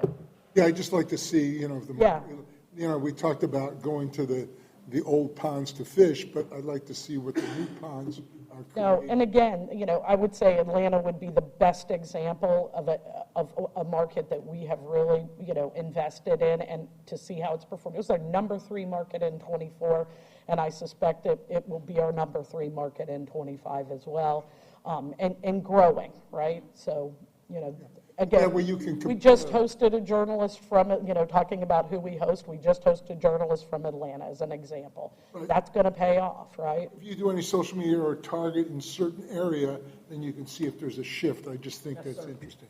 Thanks. Yep. Any other? Yep. Go ahead. I have a question on the source of promotions. Yep. Let me go there. We've been talking a lot about using influencers. Mhm. Where do they fall in that scope? Or are they called out at all? Is it just kind of lumped together, so it's tough to tell? So influencers would generally fall into social media, assuming that they're social media influencers. So that would be the bucket normally, that if they saw a post on Instagram from an influencer that was sponsored and brought down here, or even if it wasn't a sponsored influencer, it was just an influencer who happened to take a trip to the area and they saw that would typically fall into the social media category. I think that's tricky, though. I'm not sure influencers necessarily are seen as an ad by most people. Right. Yeah, that is true. That's somebody who they have a personal liking of, and they want to emulate those amazing vacations or whatever it is they do. So I don't know that everybody automatically thinks an influencer is an ad. And that's kind of my point and my question where I was headed. If we break that out at all, just to get a real ROI on the influencers and what kind of impact. It's huge. Yeah. It's huge. Which we all know, but you can't really put a number to it. Well, let's put it this way. We are consuming more social media every single month of every single year for the last 10 years. So think about that for a minute. It's crazy, but true. Yep. Any other questions? Any questions? All right, well. Thank you, James. Yep, thanks for having me. Amber, do you have anything else? No, sir. I think I'm finally done. Well, thank you for all this good information. Next, we'd like to welcome our clerk of courts, Kevin Carnes, for a presentation to the TEC. You got 3 minutes, I'll let you know. I'm just kidding. Good morning, Kevin. As long as you don't throw me out, Commissioner. I know you won't take more than 3 minutes. The red light. Well, thank you, Mr. Chair. Good morning, everybody. My name is Kevin Carnes. I have the privilege and honor of serving as Lee County's Clerk of Court and Comptroller. Shortly before the meeting, I was talking to Tony about when the last time the clerk's office gave this group a presentation, and we weren't able to immediately recognize a date on that. So hopefully this presentation is informative and not duplicative. I've crammed a lot into the 3 minutes that your chair has given to me. And I appreciate all the questions that you have given Tam. So I don't really know who asked those questions, but I tried to incorporate that into the conversation. Hopefully we have some good conversation and some good ideas. And I'll stick around at the end if anybody has any one-off conversations. So this group has been doing tourist development tax for a long time. I don't think I need to go into what it is and what it's used for. But for those that are watching at home or from their offices, this is just a reminder about where the bed tax is allocated once received. And so what is the clerk's role in regards to tourist tax? We have 4 main components that we do. Of course, the big one is the collection piece. We are acting as an arm of the Department of Revenue in that regard. And so when we are collecting that money, we are also responsible for ensuring account holders are compliant with all the rules and regulations, that we are auditing individuals to make sure they're paying what they're supposed to be paying, and of course enforcing all those rules and regulations as outlined in the Florida statute and even in the county ordinance, which is 13-14 for those of you who want some light reading. to do this evening. So there are a couple of different buckets in regards to who must pay tourist tax. You'll see that word must there is underlined for a reason, but there are property owners who handle the booking themselves, of course, and then there are dealers, which are the hotels and motels and some of the RV parks and multifamily structures. Those are the individuals that by law and even by the Supreme Court are ordered to pay the tourist development tax. But the elephant in the room are where the online fit into this picture, and this is they can pay and collect tourist development tax, but are not required by rule or law or statute. And so those are your Airbnbs, your VRBOs. I mean, there's a whole litany of alphabet soups there, and those online travel companies are managed via a voluntary collection agreement. If you hear someone in my office say VCA, that's the acronym that we talk about. And then, of course, your property management companies, there's a lot of them in our community, are technically not required to pay tourist development tax, but they can. And so we facilitate that process pretty regularly. And so payment options is really important. And so there are a couple of different payment options that the statute allows remitters to give their tourist development tax. There are a couple of different buckets there. So when you're looking at your statistics for the collections amount, of course, there's going to be busy seasons for collecting and remitting tourist tax, but it's also based upon when the filer is remitting their tax to the clerk's office. And so they get to choose that when they are creating their account. And so here is a breakdown of the account holder statistics as they currently exist. I think hot off the press was yesterday. Tam, thank you again for your patience with this presentation. I was trying to get it to you all earlier, but I wanted to make sure that the information was up to date and accurate. So here's a breakdown of the taxpayer accounts as existed today. There's around 4,800 of them, with a sub-breakdown of the prior slide, which is how they choose to pay their tourist tax. And so there's about 14,000 individual properties associated with those taxpayer accounts, and 584 of those are the dealer and commercial. So think about those hotels, motels, and RV accounts. And so moving on, here is a breakdown of where the account holders are by location in the county, and this is based upon the address of the taxpayer. So I need to reiterate here, because I know it's going to come up probably a lot in the questions, that you pay your taxes by person, not by property. So all of the information that I'm presenting to you all today is based upon the zip code of the individual that has registered to pay the tourist tax. So if you are someone that has 10 or 15 different properties and you happen to be the one person in Alva, that's where the statistic is coming from. And so there's going to be a lot of conversation about properties and where they are located in the county, but most of the statistics provided by the clerk's office is done at the account holder level, and that gets tricky. There are lots of rules and statutes that prevent the clerk from disclosing personal taxpayer information, and that is punishable by a misdemeanor in the statute. And so my staff and I take a very conservative approach to what statistics we do provide the community. The joke here is that I do not want to end up in the Marcino Motel. So I'm trying to be as transparent as I can with the information that I have without violating the Florida statutes.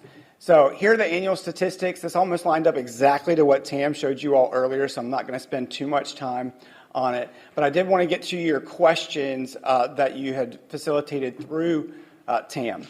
And I didn't put the answers on here for a reason, because they're complicated. As you all know, nothing is black and white when it comes to tourist tax. And so one of the questions came through, can vacation rental companies be required to break out their tourist development tax by zip code or municipality? That currently does not happen. And so the way that I'm framing this question is, can they versus should they? The answer to the first part, can they? Possibly. I'd have to work with the county attorney's office to kind of determine whether we need to move in that direction. But just because we can doesn't mean we should. There are some rules and regulations about that, but I do think it is a valuable piece of data to look at when it comes to the tourist development tax. The second question was, how close are some of the municipalities in regards to being reported separately here? And this is a more complex and nuanced question because of how the statute is worded in regards to what I can share that may or may not disclose personal taxpayer information. So a lot of the statistics that you see on the clerk's website have been that way for a very long time. I've talked to Dave Harner about changing the statistics before. We are currently open to that idea. If there is a better way to break out and slice and dice the statistics, that is certainly something we can consider. But we have to remember that it's by taxpayer account, not by location. There's a lot of rules about that. So moving on to some other common questions. We had some questions about the vacation rental companies and if they're paying their tourist development tax.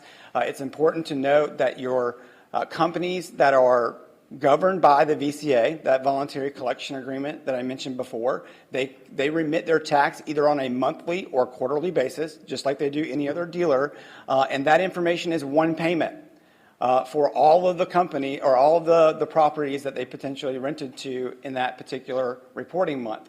And so because I don't have the zip code information or the municipality information that goes into one big bucket, which we'll get to the statistics, it is not broken out by the zip code or the municipality because we do not have that information from the online travel company or the property management company.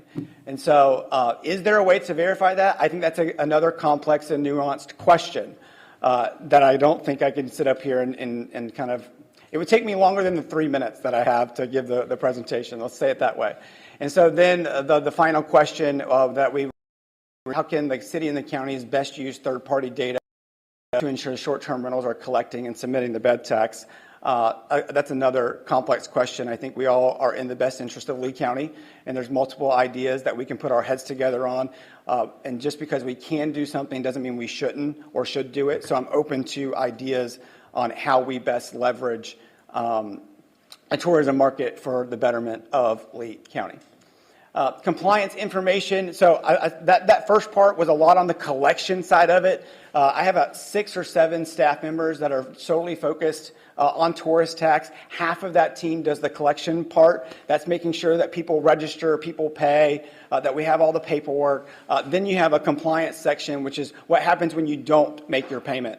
And the rules and the statutes give the clerk's office a lot of tools in order to enforce the tourist tax to make sure that people are paying.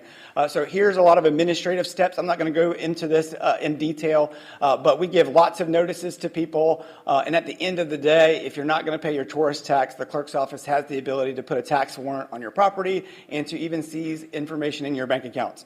So we have a lot of ways to ensure people pay their tourist tax when we are made aware that they're not paying their tourist tax.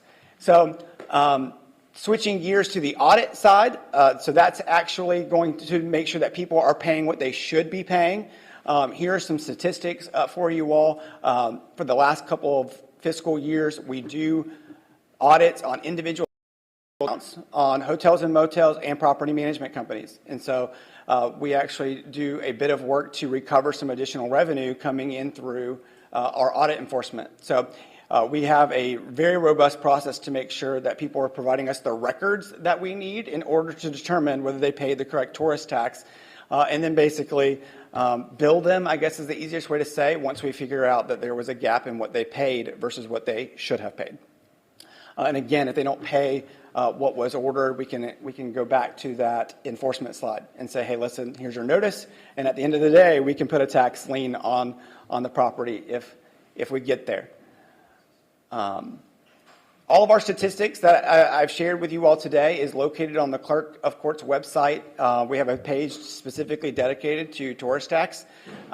Here's a view of it. Just remember that how we present those is a very nuanced way of sharing the information based upon the statute. If we have ideas on how to change that to better serve this council or our community, I'm certainly open to that conversation.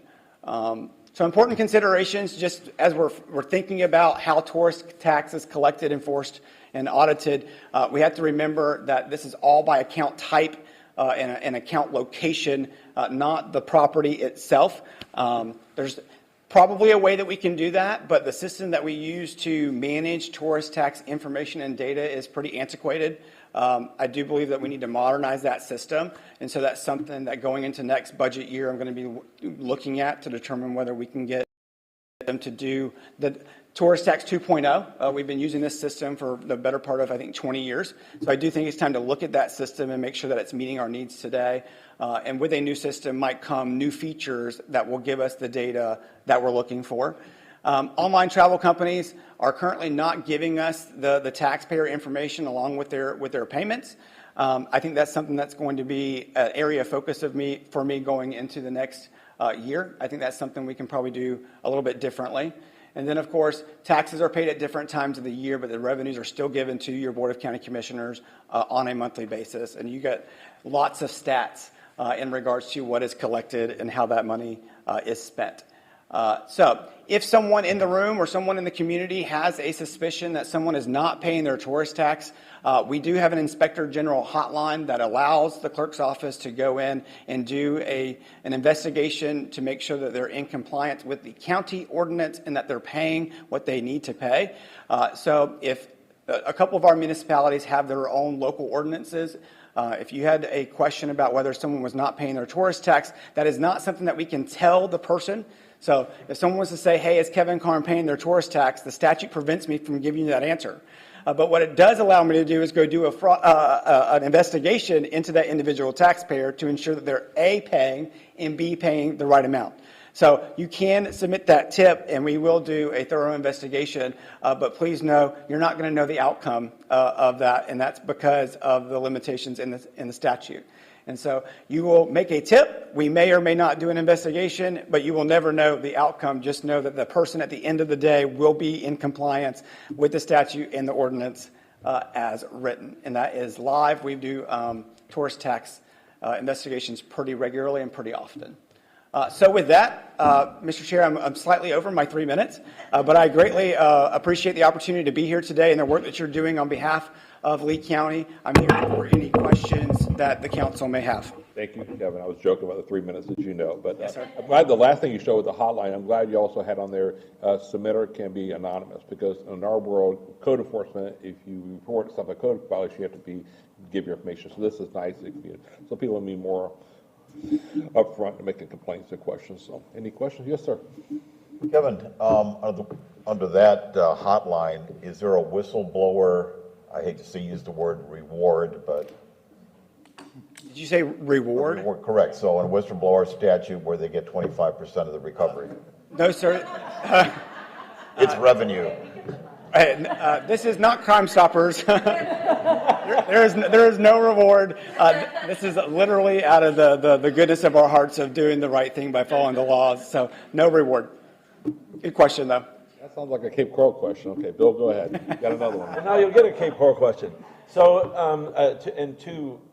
Kevin, one was, the question was put up as it related to Cape Coral and Estero, and how close are they to being able to report? I didn't know that there was an answer to that given. And then the other is since the reporting or segmentation of collection is determined by the property owner's address, not the actual property address. But I'm understanding from that is if someone owned a rental property in Cape Coral but they particularly lived in Lehigh, then it would show up as a Lehigh collection, even though the property was in Cape Coral. What happens with those properties? 'Cause I know in Cape Coral, I'm sure it happens in other municipalities, where it's an international owner. So the person lives in Germany, but they own 10 homes in Cape Coral. Where does that money show up? That's a good question, because I didn't see any international areas of our account holder. So I'll have to go back and look to see how we're accounting for that. So I'll get back to Tam, and she can send that information out to the entire council. Good question on international. In regards to your first question about the individual hoteliers that may be in a particular municipality or area of the county, I left this question as it was worded on purpose because I cannot start to get nuanced about when someone may move out of the broader bucket into an individual municipality bucket based upon how the statute reads. And so what I can say is that annually we look at all the statistics and do a review about the monies coming in and the wording of the statute to determine whether we can move the municipality into its own reporting column. If you do not see the municipality listed in its own column, that is because something in the statute has prevented us from moving that bucket over, potentially because it can expose someone's taxpayer information, and that would be a violation of the statute, punishable by misdemeanor. So just know that we do our work annually. We give all that information to TAM. And so if it hasn't changed, that's because the data doesn't support the change at the time we did the look back. Okay, and when you are doing that calculation, do you include the vacation rentals or only hotelier information? It's every taxpayer information. It's a holistic view, not broken down by account holder type. And when is that determination made every year? I believe, Tam, I assume that's what you're doing. that's another great question. I think it's calendar year. I know my team is watching this, and so they're probably cringing a little bit, but I think it's a calendar year. I know that in terms of highest collector, you're doing that based on fiscal year. Okay. So I believe I don't know, at least that's the way that, The group that's in tourist tax has been doing this for a very long time. Tammy and Joan have been doing this for 2 decades. They are experts in this field. Have worked with Tam for a very long time. So I trust their work. That doesn't mean we can't do 1% better. And that's kind of what I tell my team every day is like, what can we do 1% better than we did yesterday? And I certainly think we have some things in the world of tourist tax that we can do 1% better. And Tam is a fantastic person to get through those ideas with. So the big thing to remember is the property location is not currently part of the equation. I certainly think that we can put our heads together and determine whether that is a valuable first step as we work together going forward. So Kevin, Commissioner Rain was here. We had to leave for a 10 o'clock meeting. That was one of the questions I think that's been going around for years now is, 55% of the properties are listed as real estate. Can it be broke down by municipalities, or you're limited because of statute, because of personal information? I think it can be broken. I wonder if you can see it here. It's small. I think the answer is yes, Commissioner. We can do that. But the size of the municipality and the revenue collected within that municipality is the sticky point. And so if 33% of the revenue is indicative of a single taxpayer, we can't report that entire group because everybody's going to know who that individual taxpayer is, and I can't disclose that information.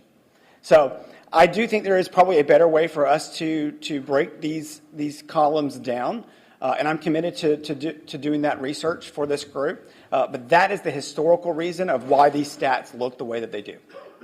So do we need to ask for that more, or? A lot of this is going to be system limitations.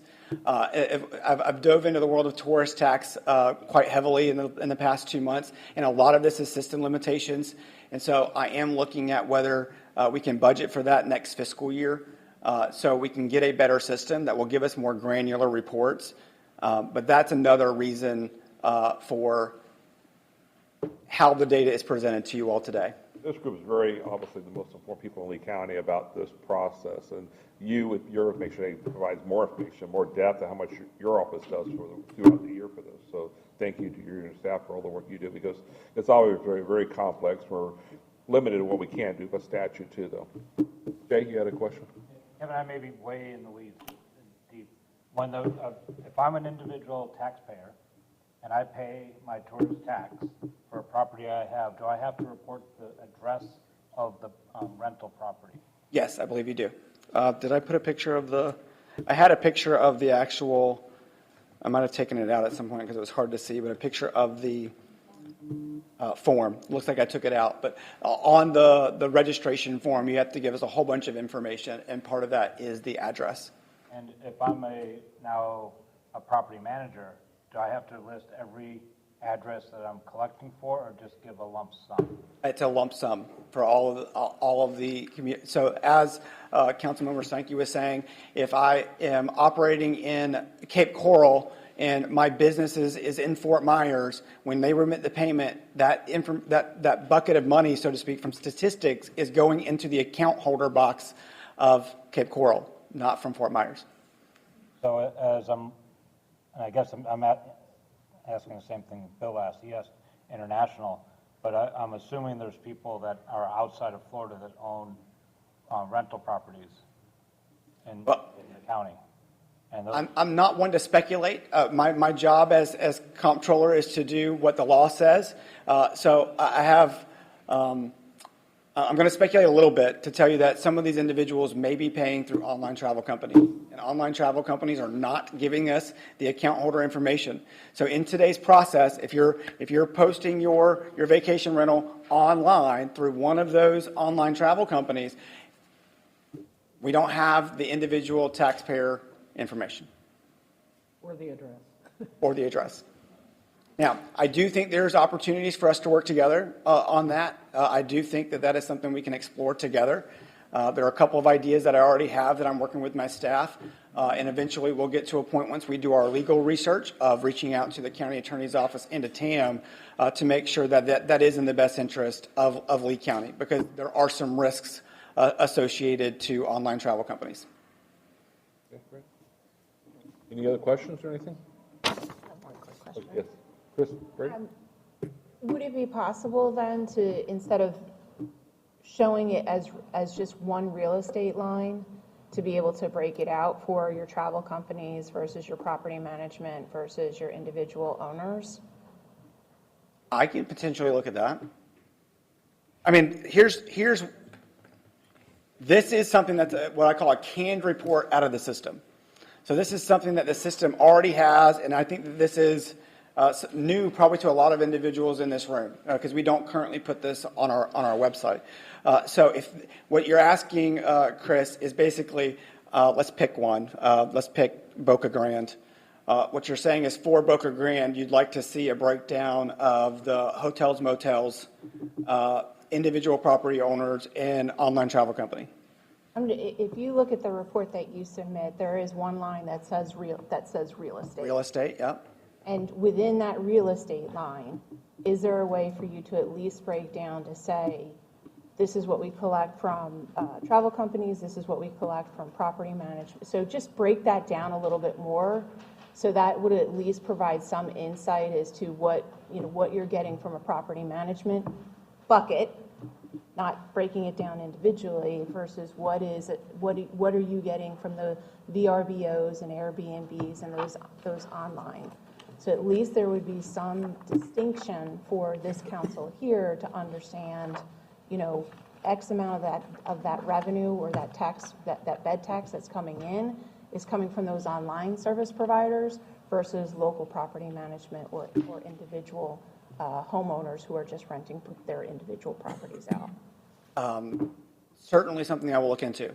I think that is a valuable piece of information. The question is, can we do that? And do we have a way of reporting that information? So when you think about hotels, motels, they are a fixed building. They have an address. We actually can probably do some more research on that. But online travel companies would be an account holder as well. But then you don't have all the sub information about everybody that they're renting to for that particular period. So I will definitely take that as an action item today. And I'd be happy to come present findings back to this council at a later date, or work through TAM, whatever is the pleasure of the chair. I have one last question. Okay. Repeating this. As I'm looking at your active unit summary, so if you have a hotel, each room counts as a unit? Is that how that works? I believe so. When you say each room? Each room. No, I don't believe so. I don't think it's going to get that granular. I'm just just trying to. And I can clarify this with my team as well, but the way that I read this report is that in Alva, there are 19 taxpayers and 72 pieces of property associated to those 19 accounts. Okay, So it's not by room. Right, I was just trying to back into the number of vacation rentals that we have in the county out of your numbers. So I don't think it's going to get that granular.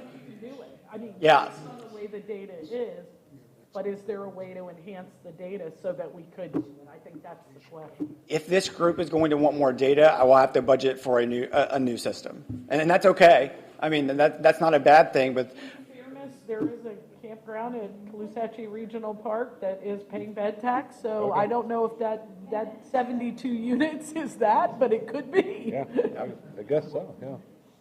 Part of it. Bill? I think a significant item in here is where it says real estate agency, where there's 317 real estate agencies, that there are 19,000 properties. And to not know where those 19,000 properties are, for our purposes, we got to do something to know where that stuff is. I agree with you. And so this is the juxtaposition between paying by person versus by property, right? So if Kevin Carnes lives in North Fort Myers and I happen to own 20 properties all throughout Lee County, when I pay my tourist tax on behalf of all 20 of those, it's going to the address that I registered at the time of creating my account. So these property management companies are in a very similar situation where they have a business and they probably do a lot of business throughout the county, and then wherever their address was that they created is where that's going. So the question is, can we do that, Councilmember Steinke? And even if we can do it, can I produce the reports back to this group? Because I am using an old system. So that's why I want to be very careful about what I'm committing to today, because I do think we can do some things procedurally and then not get the statistics to do that with my current system. So I want to make sure that I'm being very clear about what I think we can do, and then it will take us some time in order to determine whether we can accomplish the goal. And do you need assistance from this body to authorize or to encourage a budgetary consideration to upgrade the systems that you need that you say are antiquated? No, sir, I don't. It was really just a matter of priority in regards to everything else that I do for Lee County. I've already shared my desire with this particular department and my IT that I would likely look at this system as a replacement.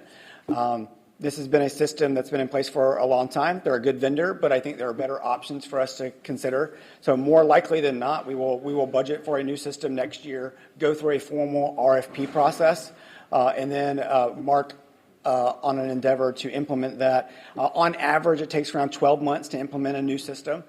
So the things that we're talking about today will have an impact, but it will be a delayed impact. So I don't think I need anything from this council in order to do that. Just your patience and your continued questions to make sure that whatever you need from our office, we can provide to you all. Great. Thank you. Pam? Thank you, Pam. This is an odd question. Miramar Lakes is like the only development that's listed. Why is that?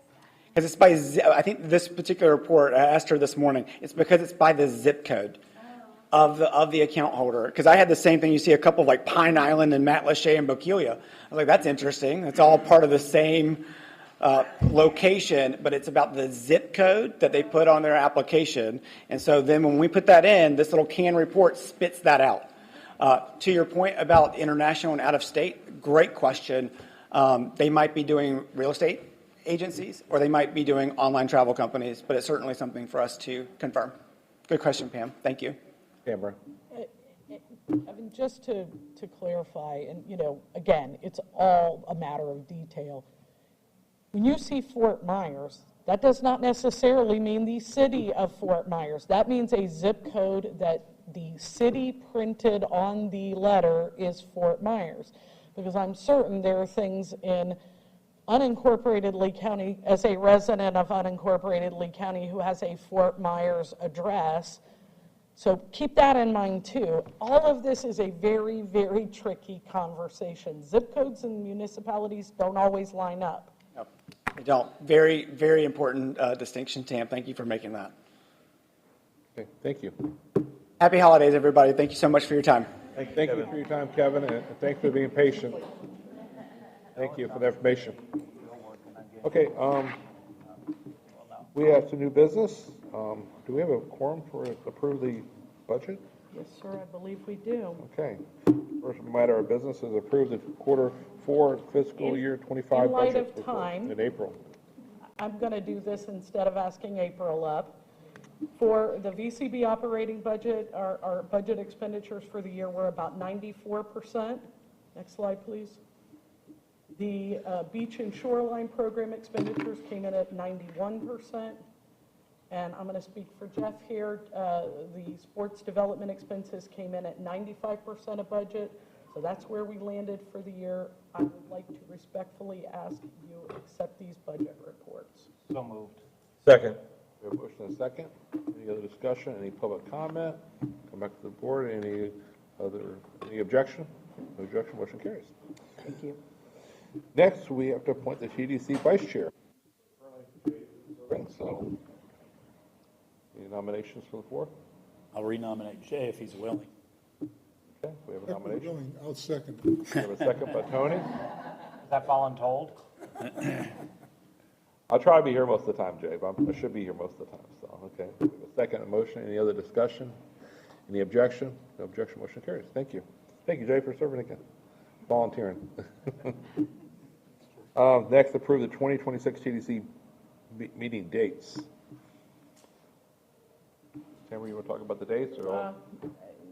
For the most part, these are second Thursdays, and these are the dates we're proposing to you. We would like for you to accept this schedule and approve it. Motion to approve the 2026 meeting schedule. Second. Motion? We have a second. Any other discussion? Any public comment on that? Action? Any objection? No objection, motion carries. Thank you. All right. Next, we approve of the 26 sales and marketing plan. Last request, this is a bit of a formality as part of our accreditation. It's important that you accept the marketing plan. Of course, we rolled that out to you at the annual meeting. It is posted online. And is it in their packet, Amanda? It is in your packet as well. Sorry, I know it's a beast. So, Make the motion to approve the 2026 sales and marketing plan. Do we have a second? Second. We have a second by Tony. Any other discussion? Any public comment? Any objection? No objection, motion carries. Thank you. And now we have a special presentation. all right. In your packets, as always, there are a ton of articles. You know, we missed a month, so apologies. I think you have about 18 or 19 articles for this month. But I think it's good reading to keep us up on what's going on with our national trends. I have one other thing that I'd like to share. I know it's been a long meeting, but I would like to announce that both Fran and Ray are retiring this month. Well, Fran officially next month, maybe Ray officially next month too, but they have a little time left. So this will be the last TDC meeting that they're at, and we do have some cake for afterwards. Everybody's probably ready for lunch, right? Tomorrow is Ray's last day in the office. That is correct. Fran will be with us for a few more weeks, but Ray, they're both going. Great employees. I know you guys have worked with each of them. Fantastic people. A loss for us, certainly, but wonderful for them that they're going to get to enjoy their retirement that they've so earned. So, Ray and Fran, stand up. Ray, stand up. Thank you, guys.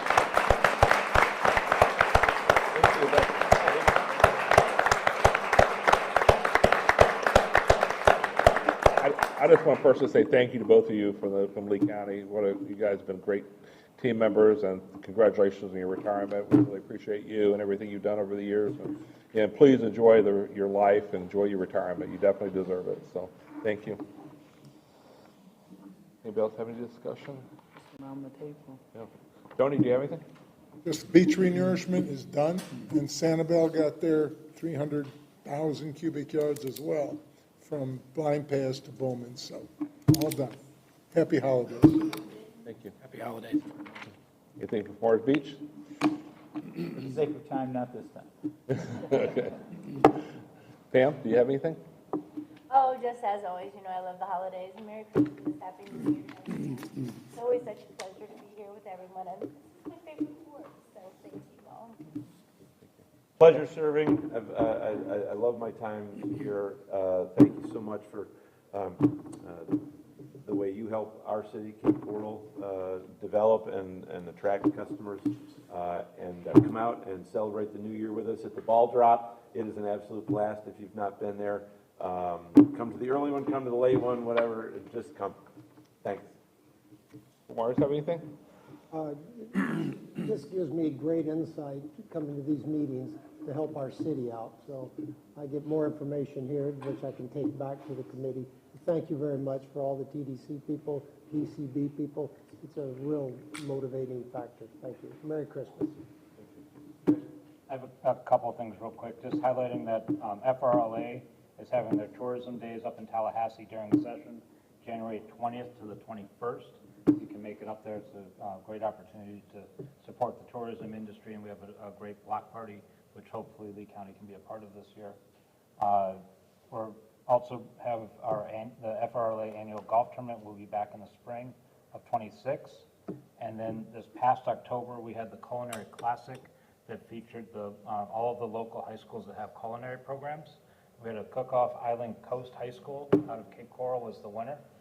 Oasis High School came in third, so Cape had a great showing. It was great to see all the teams and all the kids get excited about cooking, and looking forward to the future for them. Thank you. Anything from Estero? Estero, no, but Bonita Springs, yes. Which is where the Hyatt is located, by the way. I was saying, why isn't it we missing Cape Coral and missing Estero? I'm sitting in the wrong seat, but that's okay. Just a couple things. One is Light Up Bonita, which is our holiday lighting. If you haven't been there, it's pretty amazing. As a council, we've decided to continue that. And when I say continue it, continue spending the extra money. It's certainly worth it. I was downtown last night, and in my 23 years there, I've never seen a Wednesday night where it looked like a Friday. Nothing special, just that's what's happening there. And I want to give a shout out to Mayor Allers. This is not tourist related, but Kevin put out a challenge to several of the other cities for your cards for our soldiers overseas. And I was amazed at the number of people I was contacted by from people outside our area. And I don't know what the final count was, but as a young soldier back in 1972 in a foreign country where they didn't want us there, I remember going to mail call. And you only had mail call once a week. And I thought of all the young guys that showed up at mail call and never got anything. So I looked at some of the cards that were received, and the people of Lee County and people outside the county who got involved, who took the time to write letters to kids that they didn't know. So Kevin, what you did as a service to our military, I don't think you know what an impact you had, but what did Fort Myers Beach come up with? How many thousand? Well, you're going to have to wait till tomorrow, because tomorrow is the official unveiling. I will tell you, we did much better than I was hoping for, but the final totals for all the cities, I think, will be revealed tomorrow on Jason Jones' show in the morning. It's safe to say well over 50,000 from Lee County. Yeah, I would say you're probably right. So I know Bonita had a great turnout. So yes, we did. We didn't expect to win, although I put the challenge out there, but I think we did a pretty good showing. Thank you.